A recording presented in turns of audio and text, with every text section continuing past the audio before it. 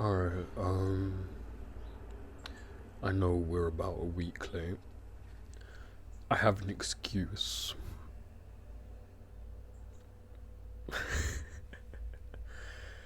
Alright, let's just get into it. Ugh. Part 3 tells why the necessary actions and interactions of the conscious and subconscious minds require two corresponding systems of nerves. It explains how the connection is made between these two systems of nerves. It explains and tells a central point in the body for the distribution of energy, how this energy is distributed, how the distribution of this energy gives the individual pleasant sensations, how the interpretation of this distribution brings discord, inharmony, and lack and limitation of every kind. It tells of an arch enemy which must be destroyed, and tells how to destroy it. It tells what determines the experiences in life with which are to meet, and why these experiences are under our own control. One enthusiastic reader says of this part, this document, in my opinion, is the greatest single document beneficial to mankind ever written in the history of the world. It is the first time that I have come into a true understanding of the silent powers that dominate and determine one's success. Pay attention. As I say in every master key notepad out. Let me show you something.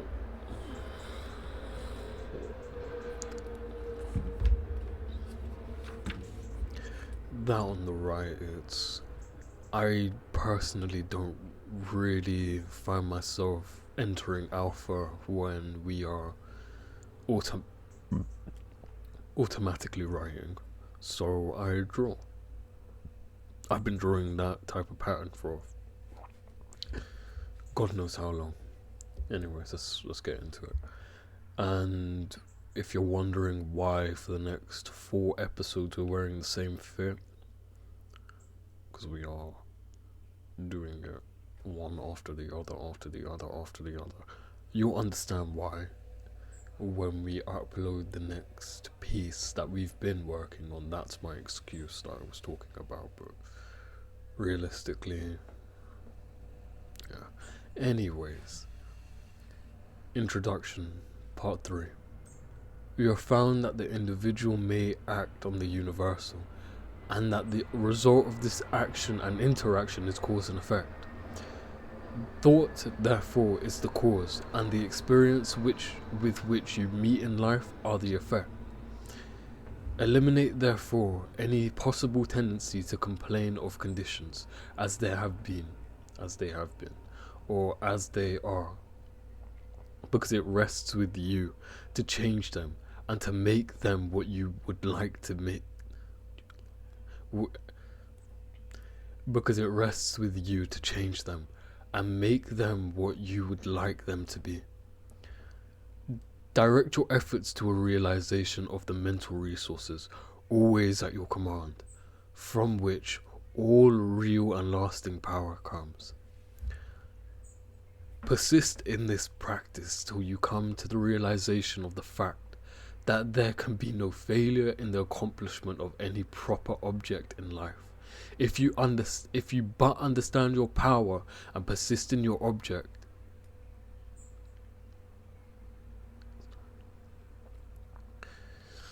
I'm going to read that again, I feel like... Persist in the practice till you come to a realization of the fact that there can be no failure in the accomplishment of any proper object in life, if you but understand your power and persist in your object. Because the mind forces are ever ready to lend themselves to a purposeful will, in the effort to crystallize thought and desire into actions, events and conditions.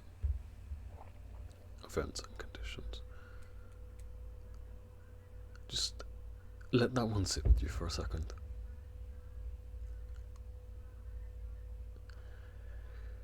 I feel like a lot of people that haven't accumulated any sense of real knowledge, they're always playing catch up with reality, in the sense of they're reacting to reality instead of letting reality react to them. When you fully understand that, what was it fucking said?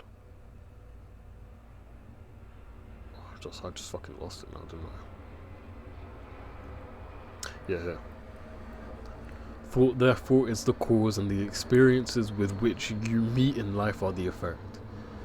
Literally, you think here first. Life is literally what you think of it. If you're thinking hell on earth will transpire into earth. But if you've got peace, if you've got heaven, if you've got happiness, bliss and love, you'll find everything you need in this life, and you'll manifest anything into existence which benefits you. Whereas in the beginning, each function of life and each action is the result of consciousness, conscious thought. The habitual actions become automatic, and the thought that controls them passes into the realm of the subconscious, yet it is just as intelligent as before. It is necessary that it becomes automatic or subconscious in order that the self-conscious mind may attend to other things.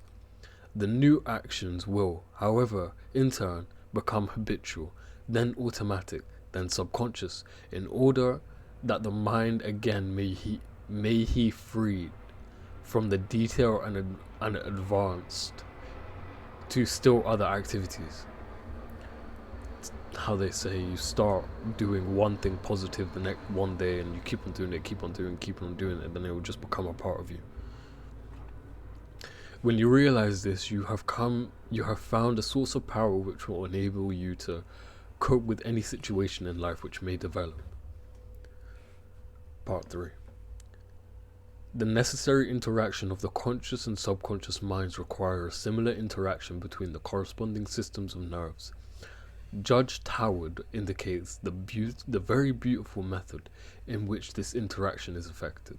He says, the cerebral spinal system is the organ of the conscious mind, and the system sympathetic is the organ of the subconscious. The cerebral spinal is the channel through which we receive conscious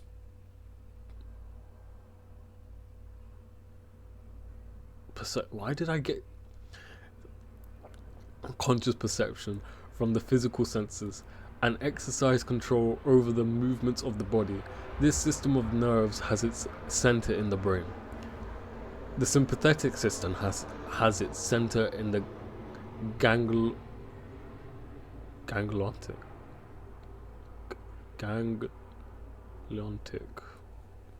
mass in the back of the stomach, known as the solar plexus, and in the channel of the mental action which unconsciously supports the vital function of the body.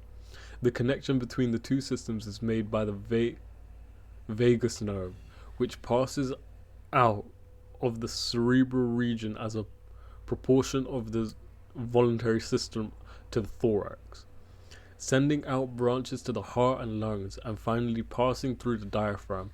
It loses its outer coating, and becomes identified with the nerves of the sympathetic system, so forming a connecting link between the two and making man physically a single entity.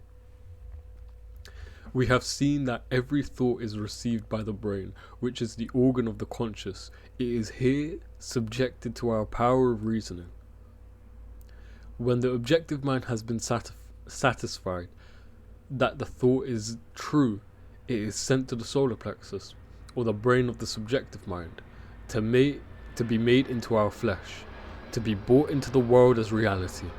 It is then no longer susceptible to any argument whatever. The subconscious mind cannot argue, it only acts. It accepts the conclusions of the objective mind as final.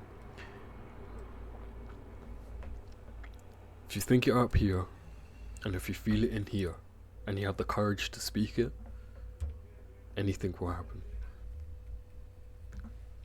The solar plexus has been linked to the sun of the body because it is a central point of distribution from the energy which the body is constantly generating. This energy is very real energy, and the sun is a very real sun, and the energy is being distributed by very real nerves to all parts of the body, and is thrown off in an atmosphere which envelops the body. I feel like this one, for the scientific people that only care about numbers, ones and zeros and all of that, they can look at all of this and understand it. People without an imagination, let's just say that. The solar plexus has been linked to the sun of the body because it's central. Anyways, if this radiation is sufficiently strong to the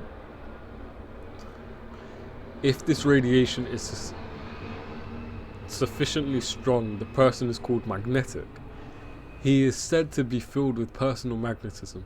Such a person may wield an immense power for good. His presence alone will often bring comfort to the troubled minds with which he comes in contact.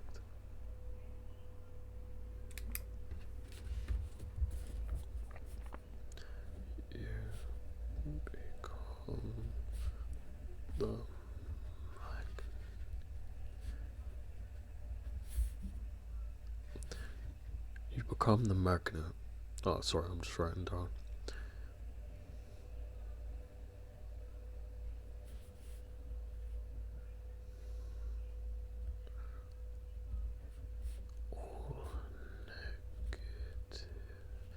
I have a point to talk about. Let me finish writing this. You become the magnet that draws all negativity out of others, sends it away. You become the magnet that draws all negativity out of others and sends it away. That's what I wrote down. I've been thinking about this a lot recently, and the more that I live my life, looking at how I live my life from a third person's perspective, like I'm just going around doing my things, talking to people and doing everything else. I'm looking at myself from a third person perspective, like a camera. And the way I see it, it's like someone could be walking down the road, someone that I know, and they could be looking extremely angry, they could be looking in a certain type of way. They come up to me, and because I'm emanating my glow, I'm letting myself burn as bright as I can, I give them the ability to burn that bright as well. It's such a strange thing. It's like my friend texted me yesterday and he was like, imagine waking up, going out of your house and mean mugging everyone, but you mean mug me and all I do is smile at you. Like, people are always going to be walking around with weight on their shoulders. They're always going to be walking around feeling like they're carrying the whole world, because they are the whole world at the end of the day. But why carry it on your shoulders when you should have it in your hands? Food for thought. When the solar plexus is in active operation and is radiating life, energy and vitality to every part of the body and to everyone whom he meets, the sensations are pleasant, the body is filled with health, and all with whom he meets who he comes into contact experience a pleasant sensation. If there is any interruption of this radiation, the sensations are unpleasant, the flow of life and energy to some part of the body is stopped, and this is the cause of every ill to the human race, physical, mental, or environmental. Physical becomes the sun of the body. Physical because the sun of the body is no longer generating sufficient energy to vitalize some part of the body. Mental, because the conscious mind is dependent upon the subconscious mind of the vital for the vital for the vitality necessary to support its thought. And environmental, because the connection between the subconscious mind and the universal mind is being interrupted. I like this one. I already like this chapter already. It gives a lot. It gives a lot. It gives a lot. If you haven't read up on your chakras, read up on that. Everyone says that once you have your throat chakra open, then you have the world. And I do believe that, but I also believe it's more solar plexus as well. I don't want to get my book out right now because it's resting upon my camera to flick to what the... Fuck it. I'm sorry if you find... No, I'm not going to do that. You're going to fall either way, I feel. Fuck it. Just read up on what the solar plexus chakra is like when it's efficient. You know, when it's whole. When it's deficient, when it's excessive, and when it's just not there, when it's not activated.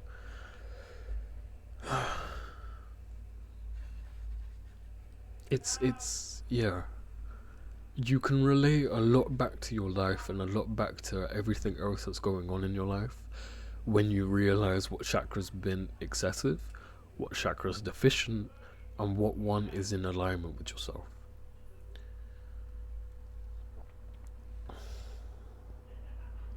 The solar plexus is the point at which the part meets with the whole, where the finite becomes the infinite, where the uncreated becomes the create, the universe becomes individualized, the invisible becomes visible. This is the point. It is the point at which life appears, and there is no limit to the amount of life to an individual may generate from this solar center. Going back to the energy that you emanate when it's in accordance. As much as I do believe that holding your semen and holding that manner is beneficial, I do believe it's just one part of the puzzle. If you're holding your sexual desires and all of that, and you don't really have a reason to hold it, you're just holding it for the sake of holding it, you let it all go. You're letting it all go for the sake of letting it all go. You don't have a thing to be holding it for. A lot of people hold it just to say that they're holding it. A lot of people hold it just to... But there are some that hold it for religious reasons, for magic reasons, for any other type of reason. You need to find your reason why you're holding it. A lot of warriors hold theirs because they're going into war and it gets them in that mode, and they block out any other sexual desire that is down there in their animalistic body, and they only focus on the things that are going up on here because it gives you more of a channel. Okay?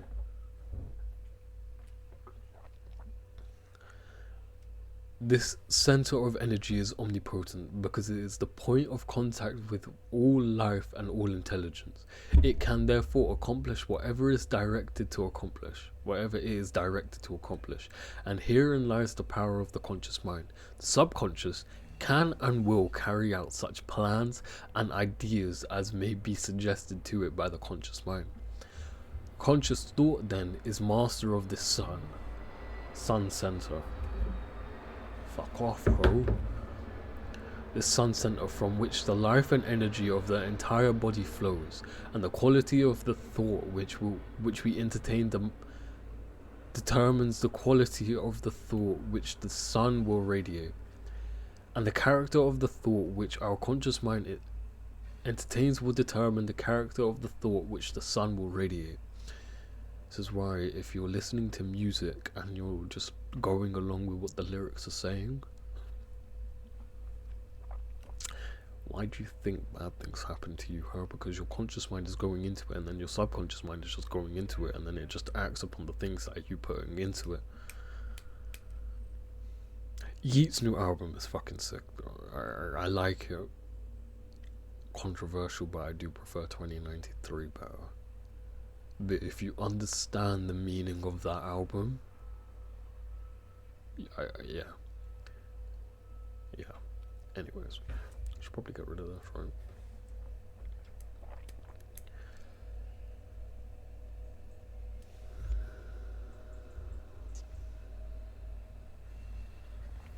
It is evident, therefore, that all we have to do is let our light shine.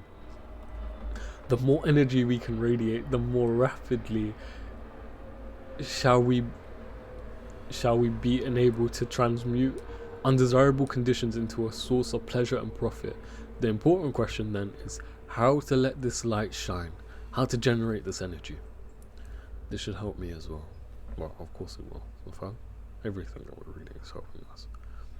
Non-resistant thought expands the solar plexus. Resistant thought contracts it. Pleasant thoughts expand it. Unpleasant thoughts contract it. Thoughts of courage, power, confidence, and hope all produce a corresponding state, but the one arch enemy of the solar plexus, which must be absolutely destroyed before there is any possibility of letting any light shine, is fear. This enemy must be completely destroyed. He must be eliminated. He must be expelled forever. He is the cloud which hides the sun, which causes a perpetual gloom. Oof. Write that down.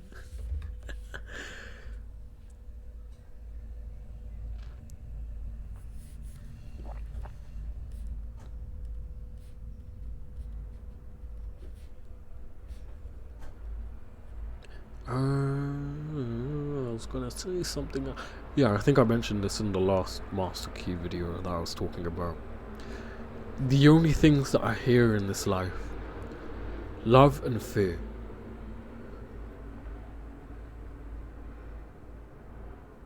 You know, principle of polarities, if you will. But fear doesn't exist. Fear is only learned. Fear is only, it's a conditioning at the end of the day that is only taught from people that also have this type of fear. It's like how a broke person can stay broke because they think that they're broke, because they have fear of anything else. They're comfortable where they're at. I don't know where the fuck I was going with that. I lost my thought. Let's write it down. I hope that you at least gathered something from that yapping. The arch enemy is fear. It's this enemy.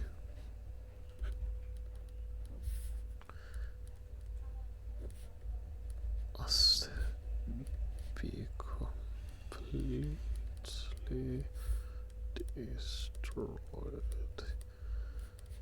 obliterated, reduced to atoms.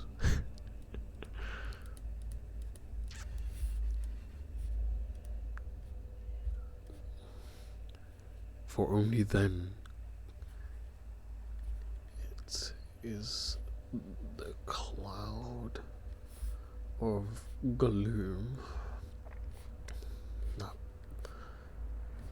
blocks the sun of your center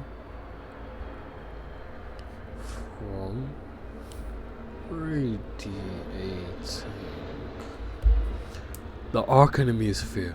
This enemy must be completely destroyed, obliterated, reduced to atoms. It is the cloud of gloom that blocks the sun of your center from radiating.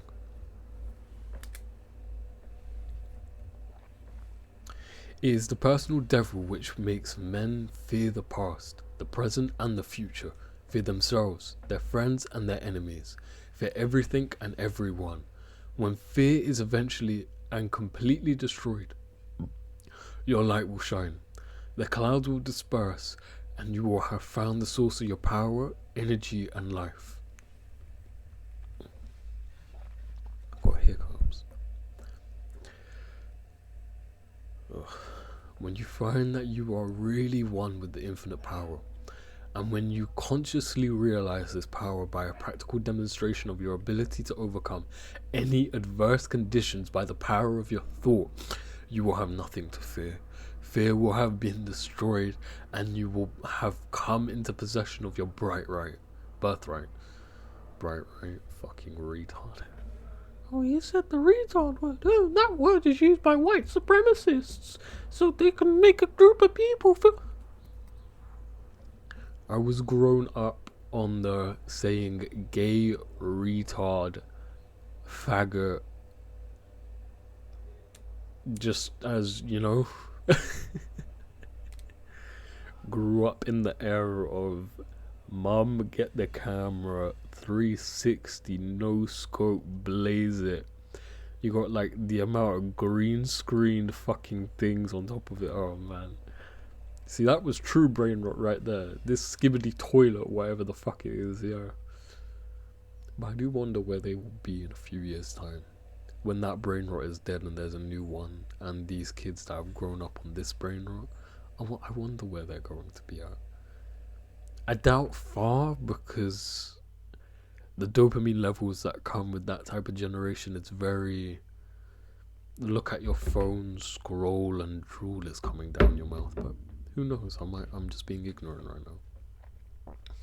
It is our attitude of mind towards life which determines the experience with which we are to meet. If we expect nothing, we shall have nothing. If we demand much, we shall receive the great proportion. Proportion.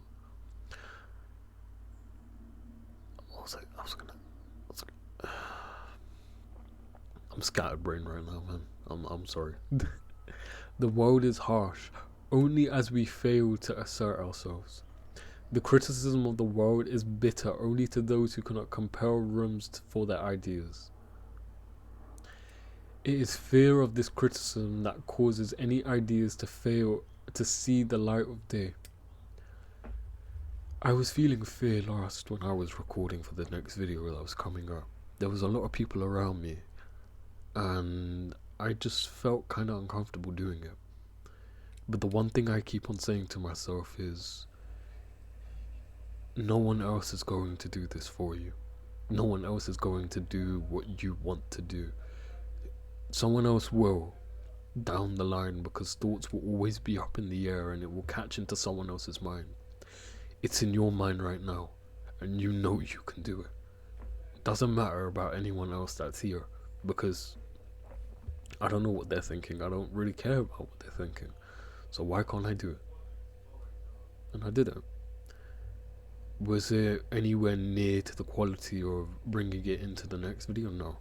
But it was a very... It gave me a good idea. I love experimenting when it comes down to just creating like that. But the man who knows that he has a solar plexus will not fear criticism or anything else. He will be too busy radiating courage, confidence, and power. He will anticipate success by his mental attitude. He will pound barriers to pieces and leap over them, the chasm of doubt and hesitation which fear places in his path. Write that down, little man.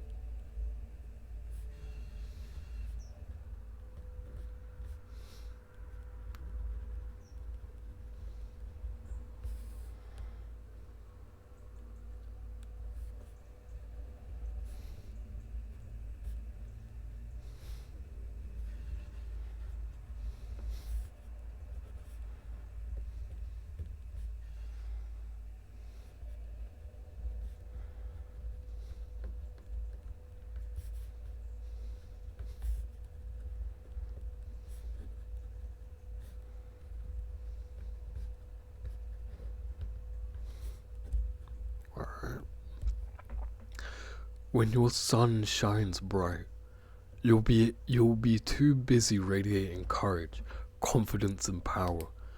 You'll predict and know success. You will break boundaries, obstacles, and leap over the chasm of doubt and hesitation which fear puts in your path.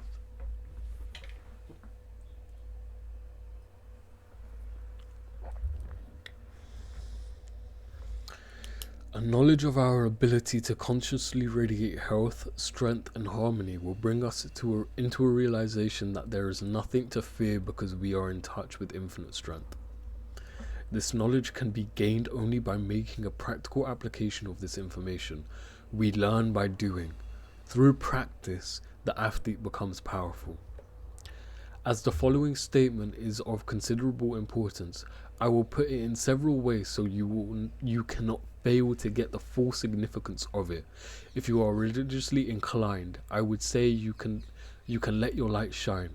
If your mind has a bias towards physical science, I would say you can wake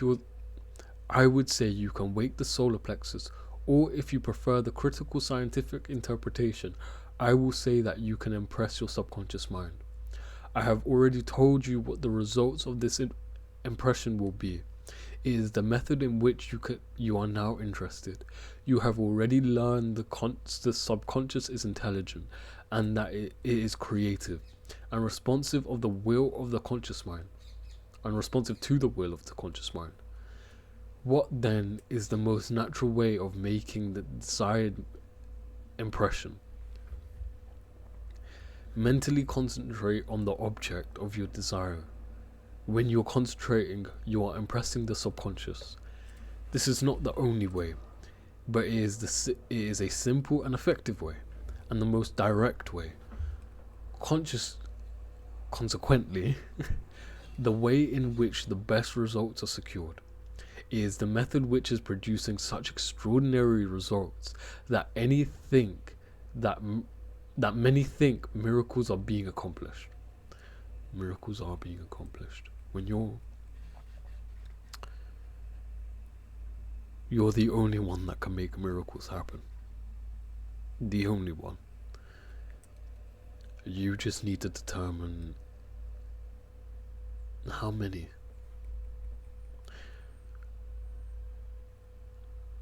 I don't want to keep on yapping. Is the method by which every great inventor, every great financer, every great statesman has been enabled to convert the subtle and invisible forces of desire, faith, and confidence into actual, tangible, concrete facts in the objective world.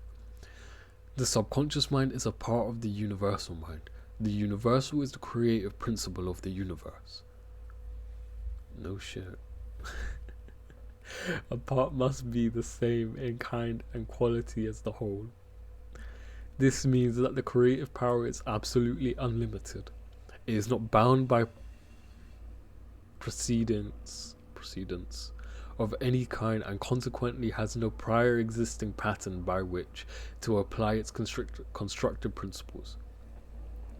You're the only person that can put doubt upon yourself, and that's your reasoning mind. Fuck that reasoning mind, fuck that judgment, fuck any other mind. You have the universal mind, and the universal mind is infinite. It is unlimited. It has power beyond comprehension, and yet you're the only one that will ever be able to comprehend it. You'll never be able to put it into words. The people that know it, and these are the people that you need in your corner to help you. By helping yourself get better and to evolve, you're helping them. And by them helping themselves to evolve and get better, they are helping you. Only the people that understand that this mind is everything. But what mind are you deciding to use? The shitty animalistic mind, which is just sensations and feelings that can be described in horny, or the physical mind. It's the daily average day-to-day mind, it's like, when you're showering and you have your average routine of just scrubbing yourself, you can do that so unconsciously because you're just going into it.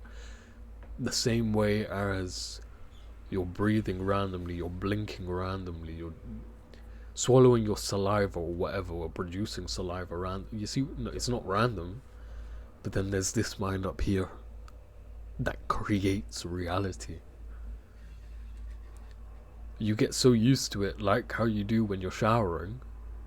It's just an average day-to-day thing. But then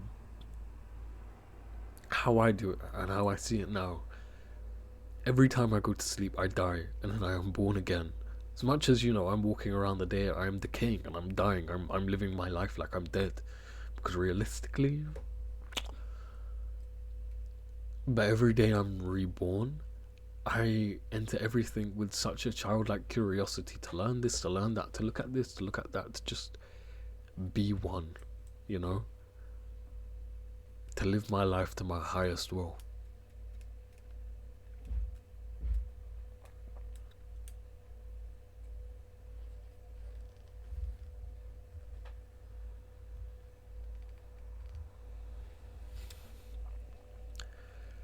We have found that the conscious mind is responsive to our conscious will.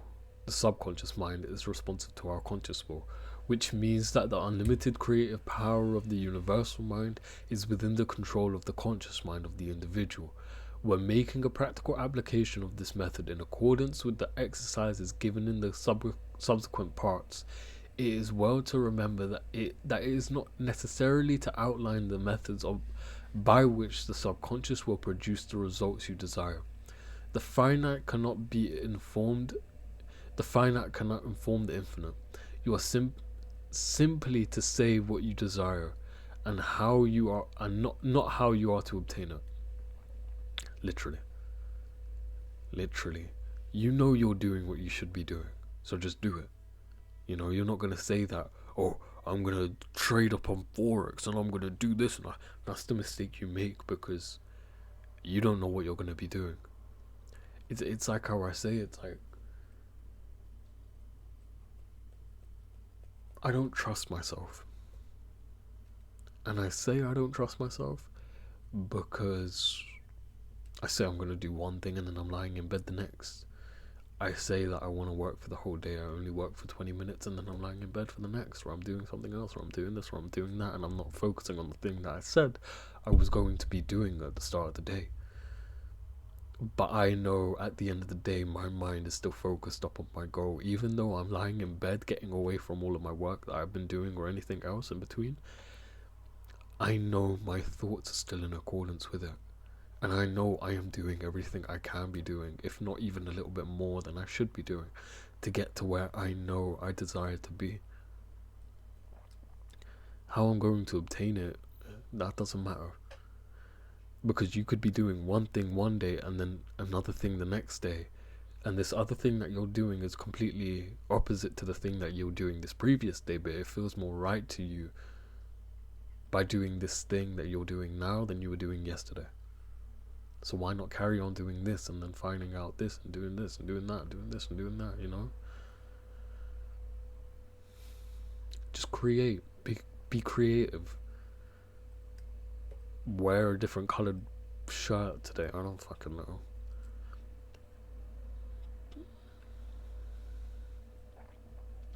You are the channel by which the undifferentiated is differentiated. And the differentiation is being accomplished by appropriation. It only requires recognition to set cause into motion, which will bring about the results in accordance with your desire. And this is accomplished by the universal. Because the universal can act only through the individual, and the individual can act only through the universal, they are one. For your next exercise, I will ask you to go one step further. I want you to not only be perfectly still and inhibit all thoughts so far as possible, but relax. Let go. Let the muscles take their normal conditions. This will remove all pressure from the nerves and eliminate that tension which so frequently produces physical exhaustion. Physical exhaustion is a voluntary exercise of the will, and the exercise will be found to be of great value as it enables the blood to circulate freely to and from the brain and body. Tension leads to mental unrest and abnormal mental activity of the mind. It produces worry, care, fear, and anxiety. Relaxation is therefore absolutely necessary in order to allow the mental faculties to exercise the greatest freedom. This is wow. All right. Take this exercise as thought and complete as Take this exercise as thorough and complete as possible. Mentally determine that you will relax every muscle and nerve until you feel quiet and restful and at peace with yourself and the world. The solar plexus will be ready to function, and you will be surprised at the results. Yeah. We judge of a man's wisdom by his hope, knowing that the perception of the inexhaustibleness of nature is an immortal youth. Alright, now a quick run through of the chapters and then we're done. Take all of that, work through it for a week, and then come back to the next video.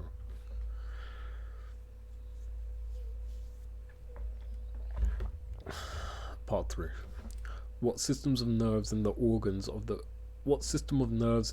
of the conscious mind? The cerebral spinal.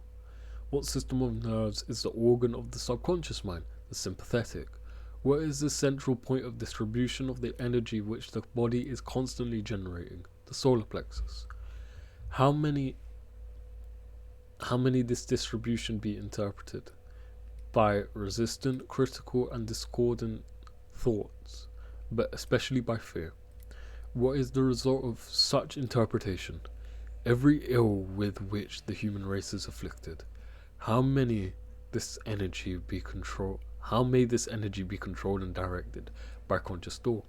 How may fear be completely eliminated? By understanding and recognizing by an understanding and recognition of the true source of all power. What determines the experiences with which we meet in life? Our predominant mental attitudes. How may we awake the solar plexus, mentally concentrated upon the condition which we desire to see manifested in our lives? What is this creative principle of the universe? The universal mind. Mind in and itself is believed to be a subtle form of static energy, from which arises the activities called thought, which is the dynamic phase of mind. Mind is static energy, thought is dynamic energy, the two phases of the same thing. Principle of polarities.